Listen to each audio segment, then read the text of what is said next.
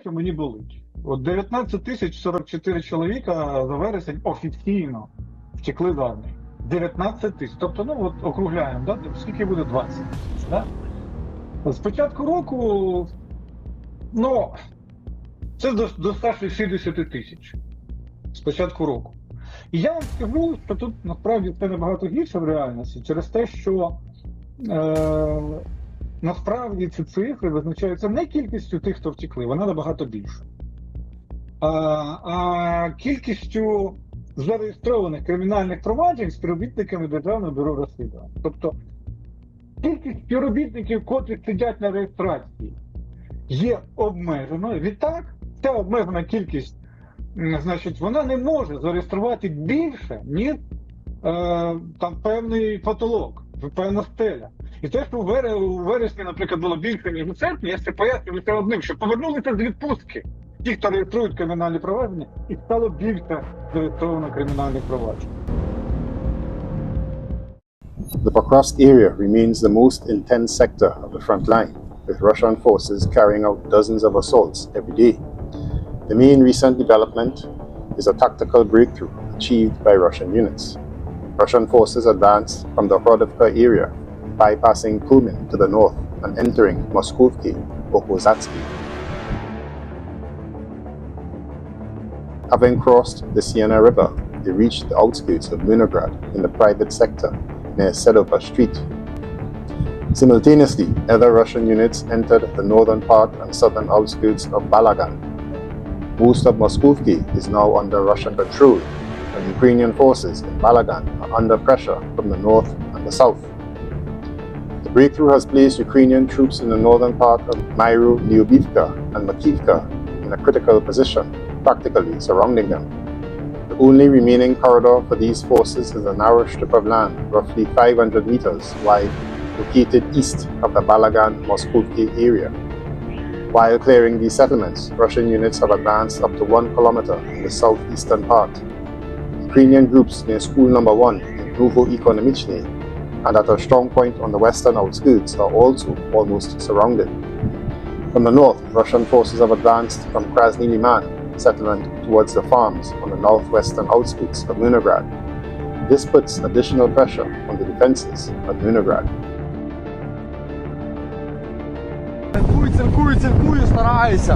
This past week, Ukrainian sources reported that Ukraine's Commander-in-Chief, Alexander Syrsky, once again personally visited the Pokrovsk front, where the situation remains extremely tense. He noted with concern that Russian forces continue their offensive on Novinsky and Belitsky. Further south, they have built on previous gains and advanced from Lyubivka toward Leningrad. Daily assaults persist in Novo-Ekonomichny, and Krasny Liman is increasingly falling under Russian control. Notably, Syrsky claims that the alleged surrounded Russian troops are refusing to surrender and are attempting to break out, not to the east but to the west, continuing their line of attack. Some, he says, are striking toward Novi Chakovy, while others are trying to regain control of Kucherev Yar. Those efforts are coordinated with simultaneous assaults on Volodymyrivka, Chakovy, and Sofivka. A large portion of the armored vehicles destroyed in recent days were involved in fighting in this area. The existence of Russian troops surrounded near Pokrovsk, however, is disputed by Russian sources. Within the Pokrovsk city itself, Russian media confirms that the situation is getting worse and worse for the armed forces of Ukraine, as Russian troops are already in the city center. The attempt to build a line of defense by rail has failed. At the same time, the Ukrainians began to flood the sewer pipes with wastewater, trying to prevent Russian fighters from advancing underground.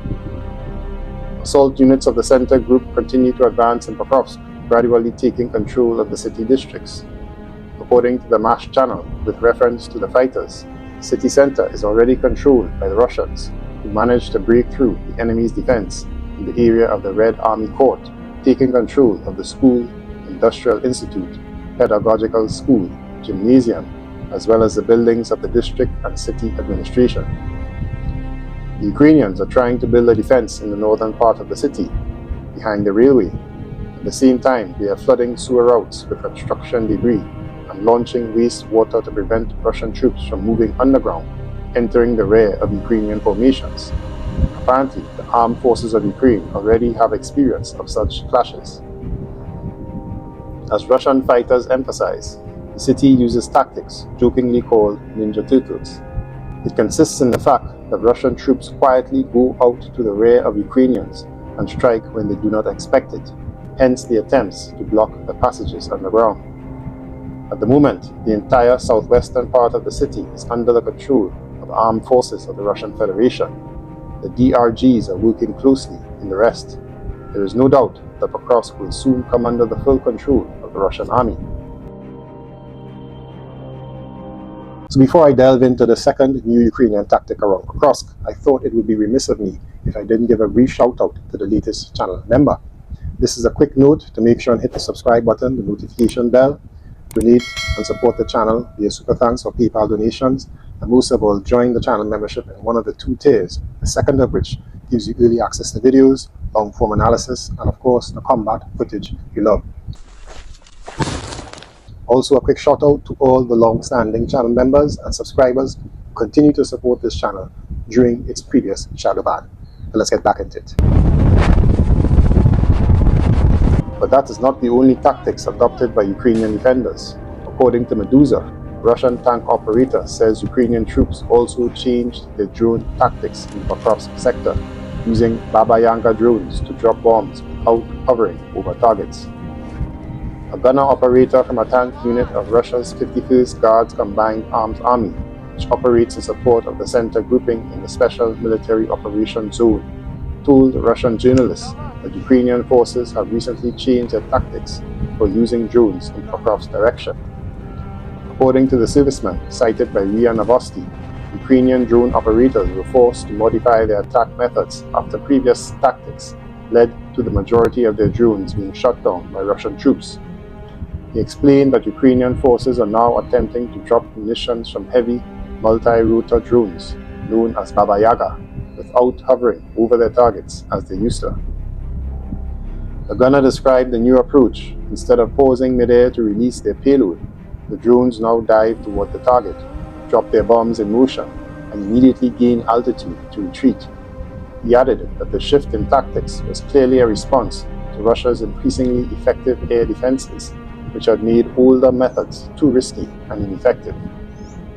Earlier, Russia's Ministry of Defense reported that air defense units had intercepted and destroyed 42 Ukrainian fixed-wing drones during the night over several Russian regions.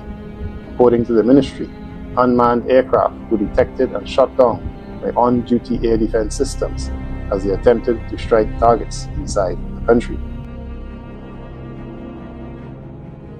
Ukraine's General Staff has officially renamed the Toretsk sector to Konstantinovka due to Russian progress in this area. Intense fighting, they say, has long been centered around the city. The Eastern Front, stretching from Chasiv Yar to the outskirts of Toretsk, remains highly interdependent, as a breakthrough by Russian forces in one area could trigger a chain reaction in others. This past week, Russian forces advanced from Konstantinovka to Bilahora and expanded the Grey Zone near Oleksandro Shotlini. As a result, they managed to cross the Seversky Donetsk-Donbass Canal and at another point enter the forest south of Sukhotny. Meanwhile, in Sukhotny, Ukrainian defense forces are holding out the Bakhmut-Konstantinovka highway and protecting the southern flank of Chasiv Yar's defenders from a breakthrough. This section of the front has remained one of the most stable throughout the year, but the current chain of events could affect the entire defensive system in this area. On the other flank, Russian troops continue their assaults near Rusin Yar, seeking to gain operational space that would allow them to advance toward Druzhivka, encircle Konstantinovka from three sides, and disrupt Ukrainian logistics. However, this week the Ukrainian armed forces successfully maintained their defensive lines in the sector. Overall, even anti-Kremlin media such as Medusa reports that Ukrainian troops are struggling to contain Russia's advance as manpower shortages deepen and gaps widen between frontline positions, according to soldiers interviewed by Ukraine's own Ukrainska Pravda. Short on infantry, Ukraine is struggling to hold its defenses as Russian forces exploit weak spots along the front. advancing in small tactical groups through undermanned positions. Soldiers describe a front line where drone operators and mortar crews are increasingly forced to shore up thinly held defenses. It was Ukrainian media Ukrainska Pravda who reported that Ukrainian troops are facing several major challenges on the front lines that make it difficult to contain Russia's offensives. The journalists actually spoke with military personnel behind the front and soldiers on the ground. One of the biggest problems is the persistent shortage of manpower and the resulting lack of infantry. As Ukrainska Pravda noted, in quotations, at this stage of the war, when the use of heavy equipment is extremely limited, the role of soldiers in the trenches increases dramatically. When there aren't enough of them, it becomes difficult to organize a proper defense, close quotations. Russian forces, they say, have taken advantage of this, advancing in small tactical groups to undermine Ukrainian positions. The shortage of personnel, as soldiers told the publication, has also created gaps between infantry positions. Defenses between them can stretch 200 to 300 or even 500 to 700 meters, or between 280 and 765 yards, and in some cases up to a kilometer or over half a mile. In quotations, some positions exist only for show. They're held by soldiers with concussions and wounded soldiers. They're there so that higher-ups can say we have positions in that area. One serviceman told Ukrainska Pravda, as a result, Russian troops are able to slip between Ukrainian positions. Drone operators and mortar crews stationed 3 to 5 kilometers or 2 to 3 miles behind the front line are forced to fill in for infantry the outlet route. Ukrainska Pravda also pointed to additional problems stemming from the military's incomplete transition to a core-based structure, a reform plan approved by the Ukrainian President Volodymyr Zelensky since last winter, and what it describes as the micromanagement style of the Ukrainian Armed Forces, Commander-in-Chief Alexander Syrsky. According to the outlet sources, Syrsky often resorts to hands-on control at the front. In late September of 2025, he disbanded the Dnipro Operational Strategic Group, formerly known as Ortyzha, which had been led by Major General Mikhailo Drapati. Newly formed corps-level units are expected to absorb the group's functions, though one source suggested that Syrsky's decision was also an attempt to remove a rival. Киевский режим когда поймет, что переговоры лучше, чем война? Вы знаете, я все больше был склонен обвинять европейских лидеров и Европу в недоговороспособности. Но сегодня мы получаем массу информации в последние дни, что здесь дело не в Соединенных Штатах Америки, которые очень хотят продвижения здесь, не в России, которые готовы к продвижению, и не в европейских лидерах, а больше Владимира Александровича Зеленском проблема. Я думаю, что он поймет все и понимает, но вы же понимаете его положение, что кем он будет, если он сделает вот так вот ни с того ни с сего, как он понимает, эти шаги.